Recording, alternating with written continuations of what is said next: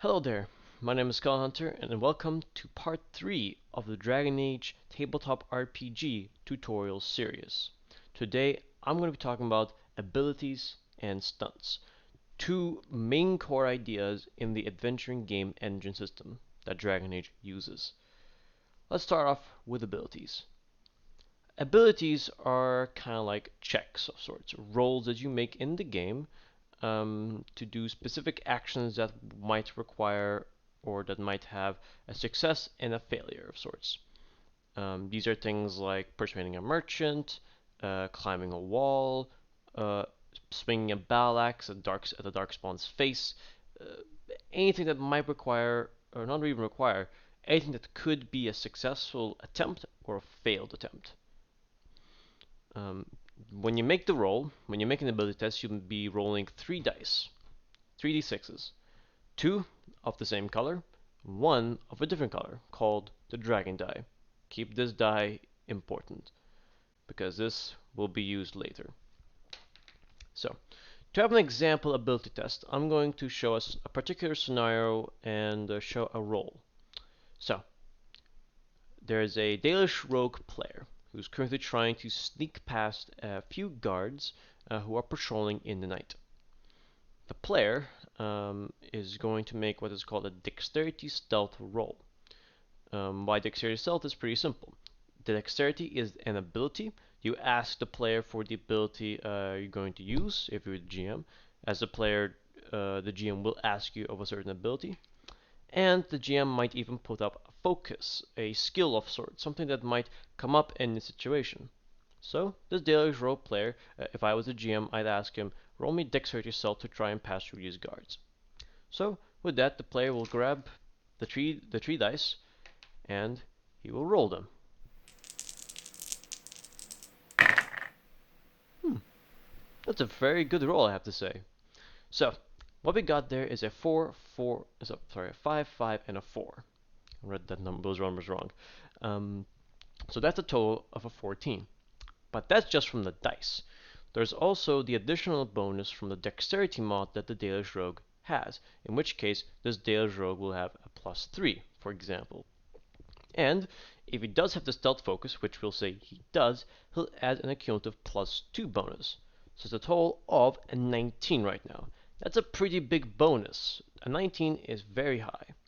The GM, me, I had to do two options. Either the most common one is a target number. I think of a target number in my head, a number that the player has to beat. The lowest being, I believe, was a 7 to the highest a 21. Pull up a chart. That is what the player has to beat. He has to beat a target number that I asked for, or that I thought about. In which case, if in this situation, I would have said the player had to beat a 15 because there's a few guards, it's nighttime, it's a bit of a challenging one. But if you don't see the option, or maybe the player is up against an NPC that might have a possible high roll, then what the GM could do is an opposed roll, where he roll a different modifier and a different skill to try and beat the other player. In which case, it's a 1 versus 1 kind of situation with rolls, who has the highest number. So in this particular situation, this Jailer's Rogue trying to pass through some guards sneakily without attracting their attention. I would have said the target number would be about a 15, trying to pass through these guards. A bit of nighttime, guards have torches out, there's a few of them around, so it's a bit of a challenge. But with a 19, the player manages to sneak past them without the guards even noticing that there was someone right next to them. So, that's an example ability test, and you'll see that throughout the course of the game. A lot of times the GM will ask for you to make those certain rolls. Researching, attacking, casting spells. Everything you do in this game requires an ability test. In simple, a roll. So those are ability tests, that's what they do. Now what about stunts? What do they mean? In the Dragon Age system, stunts are points that you can get by rolling doubles on the dice, um, and can be spent on doing special maneuvers depending on the action. Let's have a situation where a character is swinging his axe, and we get that same roll we had, a 5, 5, and a 4. Not only did that player possibly succeed against the target he was attacking, but he also gets 4 stun points. Why 4? Because that's how much he generates based on the dragon die. So you generate stun points from the dragon die if you get doubles and you succeed on the test you're doing. And they can be spent, there's a few charts out there. There's a combat stun chart for when you do combat, and there is, I think, some other ones like exploration and role play and for magic. So stunts are very useful and important. So those are generally what stunts are used. You'll see them, but I think you might have a question, what happens if there's nothing that might fit in the situation? I think as the player and the GM should talk a bit about how stunts could be spent on. My suggestion would be maybe the test was done in a much better value, or you gotten something much better. So generally, that's the rule of how stunts work. Really, those two are the main importance. The only thing I haven't described yet was degrees of successes. What those mean is, let's take that same roll, for example, that daily stroke escaping. The dragon die dictates how well you succeed on that task. A 1 being you barely managed to pass, and a 6 being no one even knows you were there, as an example. It's a rule that some GMs used and can be helpful to see how much information you could also give them and how much stuff you can kind of describe to them. Now, ability tests and stunts are done. They're the most simplest thing and the one thing you'll be doing a lot in the Dragon Age TRPG game. But I decided I want to go through all the abilities that exist in the tabletop game and describe them to all of you, both what they do and mechanically what they can benefit. Let's start off with communication. Communication is all about talking, persuading. Anything you do while interacting with an NPC or even a PC, communication is the important stat. There's not much mechanical benefits other than maybe some stats and some abilities that might require communication, as far as I know. But in general, it's not a general stat for mechanics. Constitution is health.